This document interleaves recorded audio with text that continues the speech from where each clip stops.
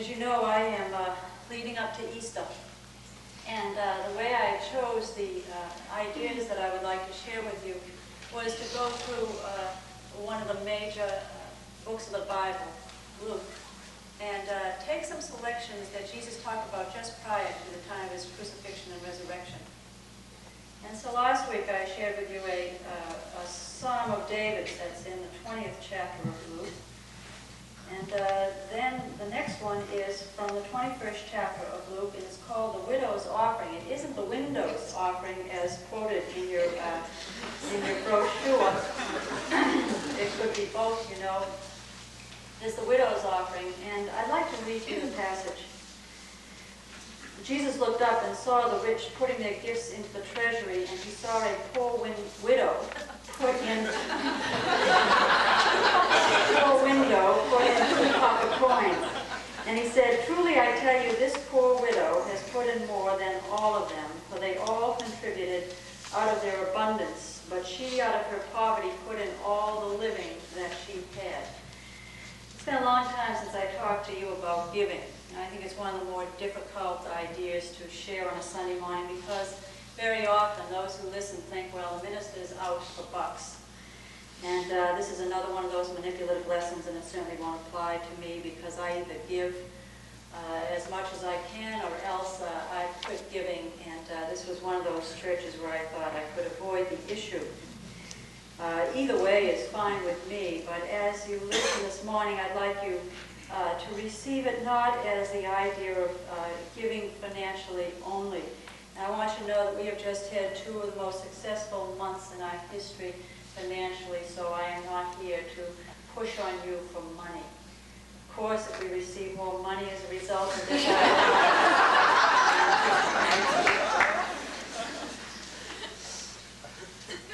and what I see the value in this, and I'd like you to get rid of some of your earlier teachings about the idea of giving, and the reason I'd like you to is that we have some misnomers in our minds, and the misnomers are that Jesus taught that, or that Christianity teaches that you've got to be poor to get into heaven.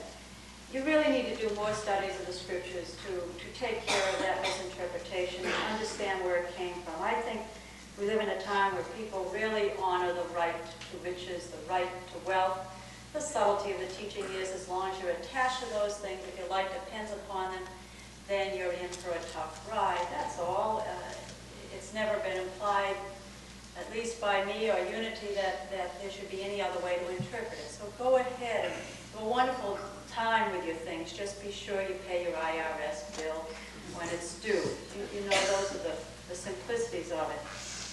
And then there's been another thing, which is the implication that we give only from abundance. And this is the one I'd like to zero in on this morning, because I see 2 simplicities being taught in this wonderful little observation of Jesus, and that's all it is. He's sitting around the temple, and he observes something, and he speaks to the people who are around him about it with a really wise flair to it all. And I think there's 2 things going on. One is this idea of giving from lack as well as abundance, and the other is the recognition of the simplicity of a widow and her statement in the world. And I'd like to speak to both of these. But first I want to speak to the issue that we've had, which has been that you only give from abundance. I'd like to tell you a little bit about the story of my life in the fact that my life has been a rich experience here on earth, and I think you're pretty well aware of that. I've had a good time, I've had a hard time. I feel as if I've always been very blessed in the sense that most of my life I've been able to give from abundance.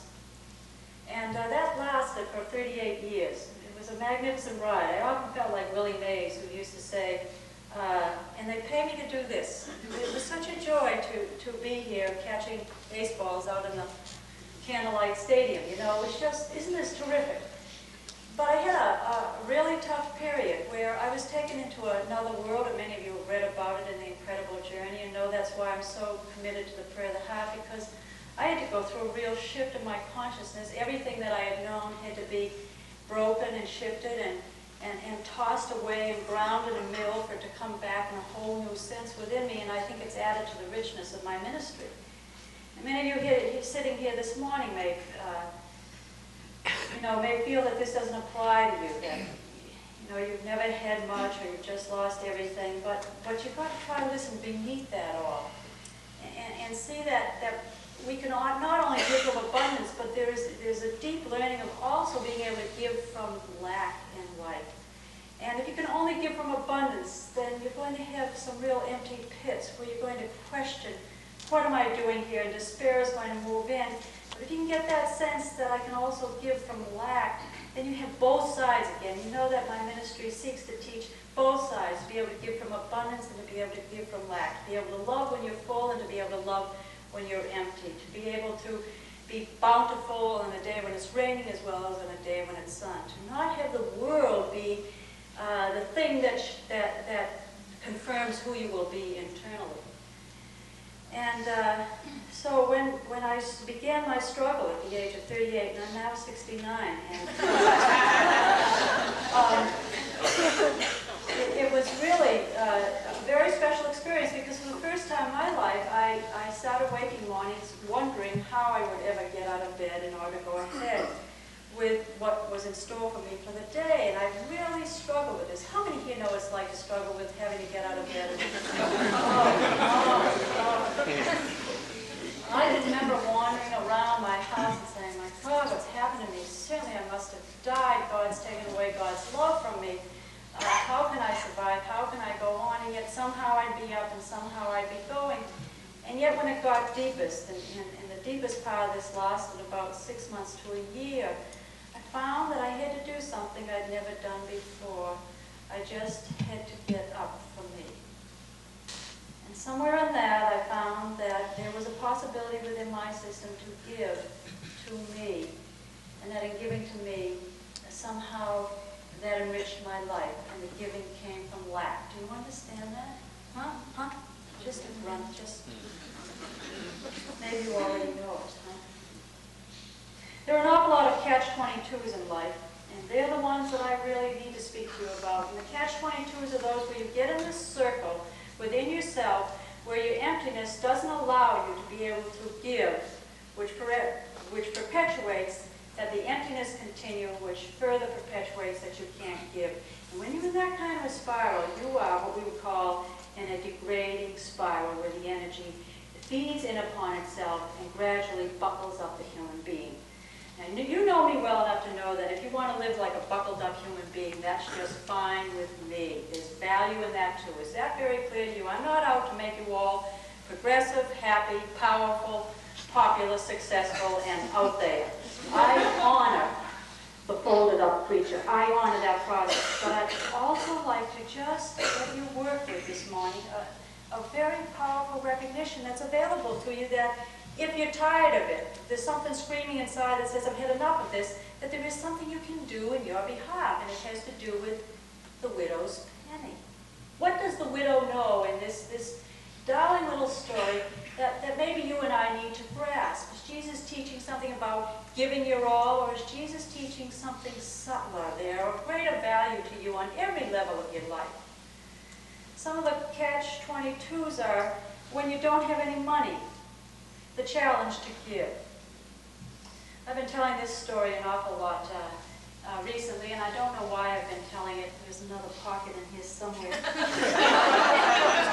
I love skirts with pockets. It gives me something to hang on to. And when I was out at Unity Village, and just before I entered the ministry, I was in quite a tough situation, because I had been earning my living by teaching private piano lessons, and I was making $7 an hour for a lesson, which in 1970 was pretty good money. And it came near the end of my training there, and my students started to realize that I was leaving, and so they didn't hire me any longer to continue teaching during the summer. So this is April, the month of April, and I still have 5 months at least at Unity, and if I don't get placed, I've got eternity at Unity. You guys came along and said, we'll give you a job. And when I realized that my money was running out, I called to Unity Village and said, are there any jobs? And they said, yes, we have some jobs here. One is to be the registrar in the receptionist's office, or the receptionist in the registrar's office, is the truth of it. And I said, what are you paying? They said $1.50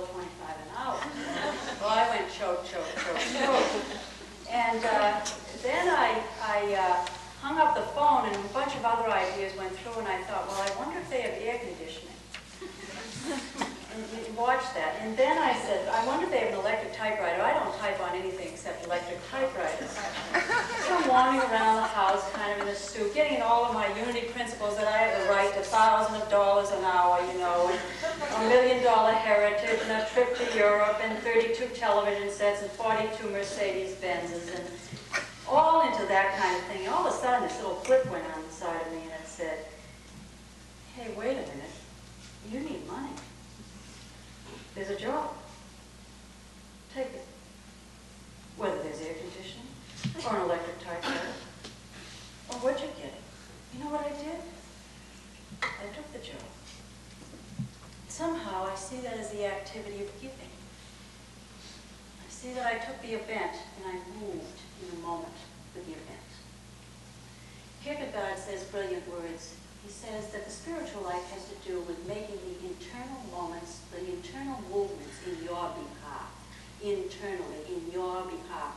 Giving has to do with your taking action in the internal instant, in your behalf. That's giving. Let me give you another catch-22. You decide to go on a diet. You took my last lesson to heart.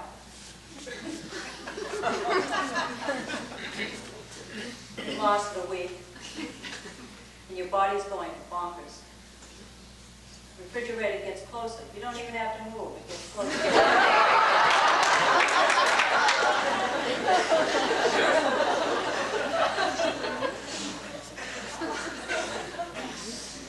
You're screaming out inside, and you go to reach for that thing. And here's where that inner movement in your behalf has to do with giving to you.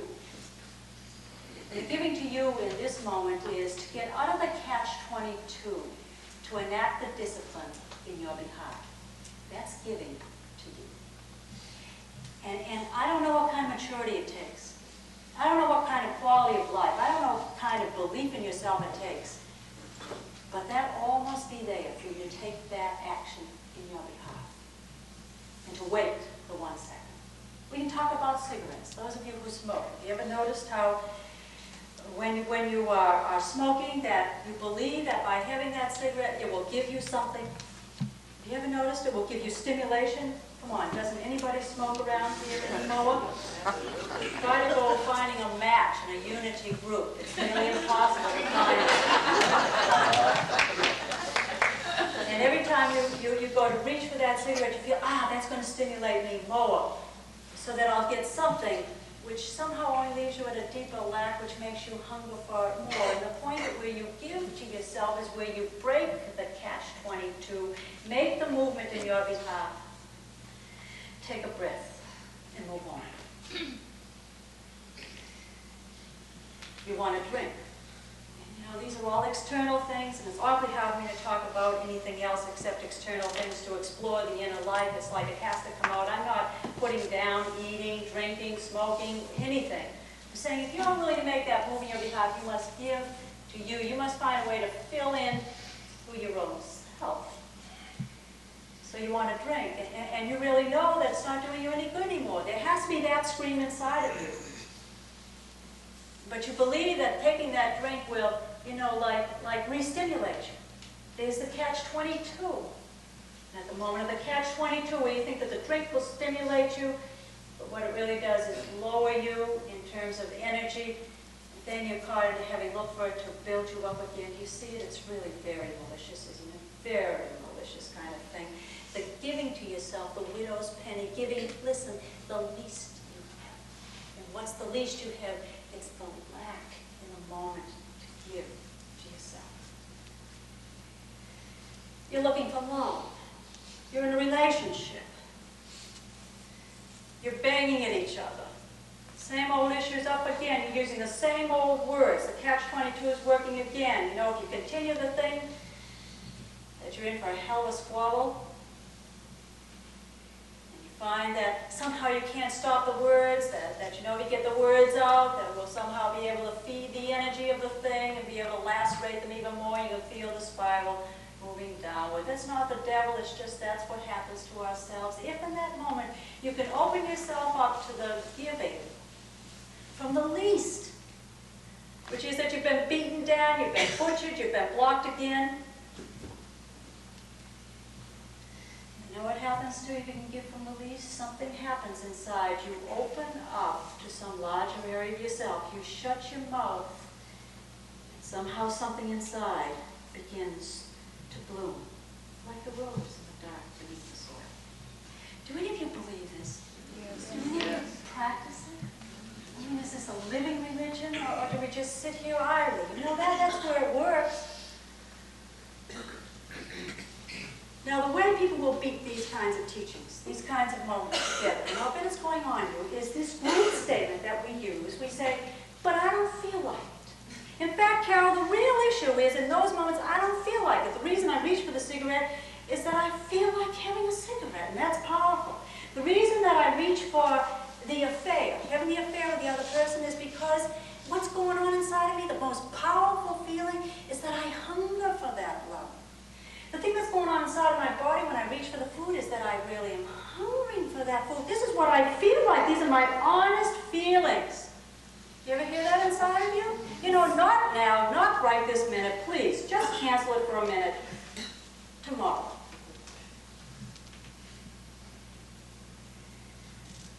I finally come up to it with an answer for that. It came this morning at 5 o'clock. The answer to it is, isn't there anything more inside of you than your feelings? Isn't there any higher place inside of you than your solar plexus? You know, we claim that there are 7 chakras of energy to draw upon. Do you know that the solar plexus and your feeling reactions to life are only the 3rd? Did you know you've still got the heart to add, the word in the throat, the mind, which isn't even functioning when the feelings get a hold of themselves, and spirit, which is the crown chakra? When you function in your feelings, there's nothing wrong with your feelings, but we must open a whole new territory inside of us to say, my feelings aren't all there is. There's more to life, there's more to me, there's more to you than just your feelings. There was more to you than just your primeval instincts. How do you suppose that the first fish jumped out of water onto the land to be the amphibian that helped make you become, if they just stayed in the water and said, but I don't feel like leaving.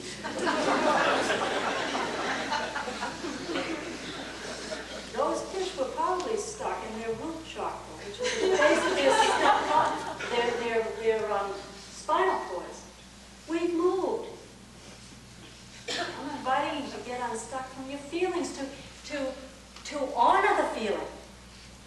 And then to remember, but there's more. Look, there's heart, throat, pineal gland, mind, which I talked about last week, spirit, crown chakra.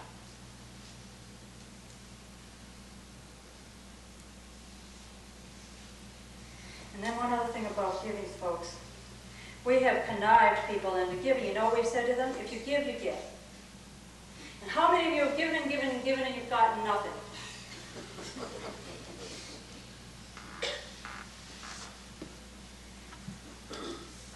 I don't think you can give if you expect to get. I don't think you can give a love offering if you expect to get back 10 times. I don't think you can give to your lover if you expect to get back love. I don't think you can give to your body if you expect to lose 1 pound a day. I don't think you can give to yourself if you expect that in that instant the whole desire for cigarettes or liquor or passion or love, you don't get. You must give, because like a widow, this is all I've got left. It is humility. Ego doesn't understand this. The humility of the lover who loves God understands this. The one who's had too much pride and found it butchered them understands the simplicity of a penny placed in a pot when you've got nothing left to give. I was very impressed a week ago when Robert Schuller had on his program a young man who had run across country on one leg, a wooden leg. And I was touched with the humility of this whole idea when he said that the place where he was most deeply moved was when he ran through New Mexico and Arizona. And he ran across the reservations of Indians. And he said he looked at them and they did nothing as he has.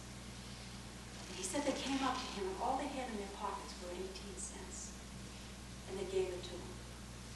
You see, they had no expectation. What can this guy give back to them? And he said there was someone came up and said, all I can give you is my praise. You can't give to get. If you get that surplus, you've got to give for you when you have the least. When I came to this ministry in 1970, you've got to be careful with me, because I'm not pushing for bucks, but I've got to tell you the ways in which I've done it. I arrived here and I was paid $500 a month. I had left a teaching position where I was making $15,000 a year. When I arrived here, I knew I had to give, so I tied 10%. I'm not going to tell you the outgrowth of that, but I'd like you to look around you. You're a part of the outgrowth of that. But I didn't give to get. I had to give from the least. It was the first time in my life I'd ever given like that. The widow's penny. When you give, you open up, and there's more room for much more of the universe. That's all I know. Now let me move on to the widow as just a function of the whole. There is a present thought in our country that is highly competitive, and I'll bet many of you bump into it. And the thought is a feeling of lack of worth if you're not doing something terrific. The thought is a feeling of lack if you're not at the top, if you haven't climbed the rung, if you're not the best. And there's an awful lot of manipulative thinking that's running around that says, you've got to be the best. You've got to be tops. I'd like to share 5 experiences with you that ring awfully true for me, that go against this theory, and I think we need it more and more. When I was in Cairo 2 years ago, I had the most wonderful time that I've ever had while traveling, and I was in the poorest country I'd ever been in. And the reason I had a wonderful time was that as I walked along the streets and saw filth everywhere, saw slop in the sewers literally, saw a country that didn't have huge technology to build its streets but all hand labor. So I walked through hovels that, unless you've been there, you wouldn't believe, unless you saw it. There's one thing that touched me deeply, and it was that I didn't see an unhappy person anywhere out there. I saw the happiest faces, and more joy, and more spontaneity, and more outgoing. It wasn't that they were looking for alms. They were just out there to be. I was touched deeply by it. Somehow they had a sense of being a widow. There's a wonderful story I've told here before, where a person who is seeking enlightenment goes to a monastery, and when he walks into the monastery, he says to the head of the monastery, while watching everybody eating, he says to the monk in charge, he says, "What should I do as everybody's eating?" And the monk in charge says, "Go fill your bowl." And then after he's filled the bowl, remember, he's looking for enlightenment. We're all looking for enlightenment. We're all looking for peace. We're all looking for happiness. We're all looking for literally the golden heaven. Only ours been switched to literal gold. We're not very happy unless we have the golden heaven, unless our relationships are all perfectly fine. After he's finished putting his food in the bowl, he goes to the monk. He says, "And what do I do now, sir, to reach enlightenment?" And he says, "Eat your food." Well, after he's eaten his food, nothing's happened. No bells have gone off. His heart hasn't opened up. His crown chakra hasn't blown to the roof and back. He's not walking on water yet. And he goes over to the monk and he says, "And Father, what should I do now?" And he says, "Wash your bowl."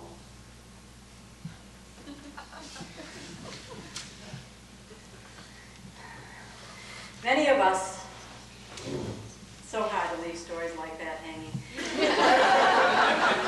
Many of us are really challenged by Ethiopia, trying to find an answer to it.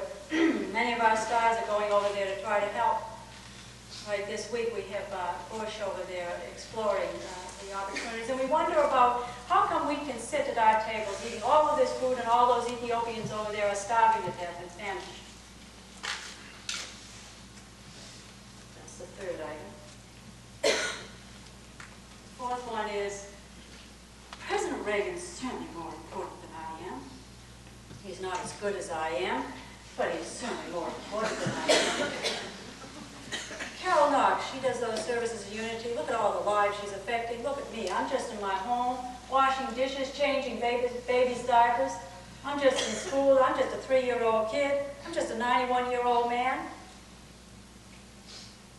My life doesn't count. The 5th, I watched my father die for 4 years. I watched him turn from a highly successful man who on his obituary it said, founder of the Merry Christmas Shop, dies at 83. He spent 5 years dying.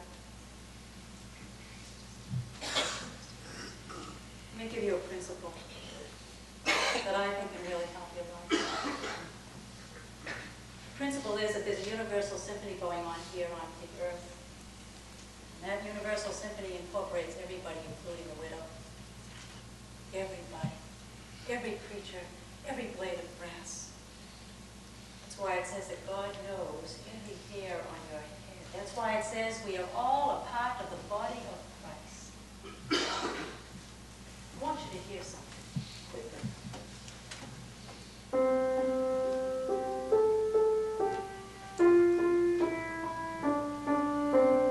Simple, right? Now watch this.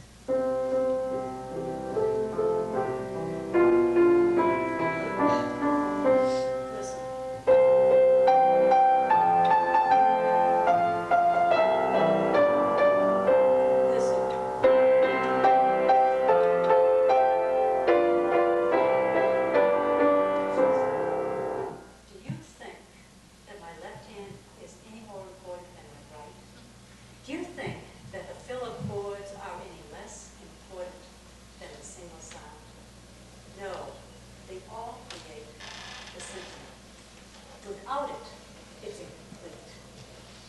We have some kind of a ladder system here in our society. And the ladder system says that the melody is more important than the harmony. That says the highest notes are more obvious than the deep notes. That says that an automobile, when put into your hands with a key in it, that one little, whatever that is, valve, if left out, can the car operate?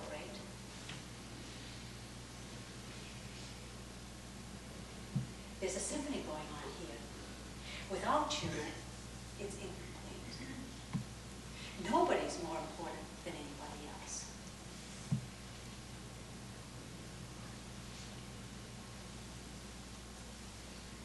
When it says in that simple little story, wash your bowl, it means whatever you're doing, it's important, and it's a part of enlightenment.